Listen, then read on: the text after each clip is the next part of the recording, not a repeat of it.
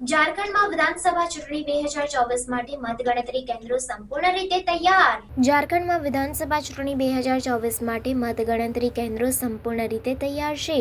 પલામુ કેન્દ્રમાં મતગણતરી પ્રક્રિયા સરળ અને કાર્યક્ષમ બનાવવા માટે તમામ જરૂરી વ્યવસ્થાઓ કરવામાં આવી છે. ભારતના ચૂંટણી પંચે જાહેર કરી છે કે મતગણતરી સવારે 8 વાગ્યે શરૂ થશે. પોસ્ટલ બેલેટથી શરૂઆત થશે. પ્રથમ રાઉન્ડની મતગણતરીના પરિણામો સવારે 9:30 વાગ્યે ઉપલબ્ધ થવાની અપેક્ષા છે. પ્રક્રિયાની અખંડિતતા જાળવવા માટે મતગણતરી કેન્દ્રો આસપાસ સુરક્ષા કડક કરવામાં આવી છે. અધિકારીઓને સચોટ અને પારદર્શક રીતે મતગણતરી હેન્ડલ કરવાની પ્રક્રિયાઓ પર તાલીમ અને બ્રીફિંગ આપવામાં આવ્યું છે. વિધાનસભા ચૂંટણી 2024 ઝારખંડ માટે મહત્વપૂર્ણ છે કારણ કે તે આગામી 5 વર્ષ માટે રાજ્યના રાજકીય દૃશ્યને નક્કી કરશે. રાજકીય પક્ષો અને ઉમેદવારો ઉત્સુકતાથી પરિણામોની રાહ જોઈ રહ્યા છે, જે લોકોની ઈચ્છાને પ્રતિબિંબિત કરશે.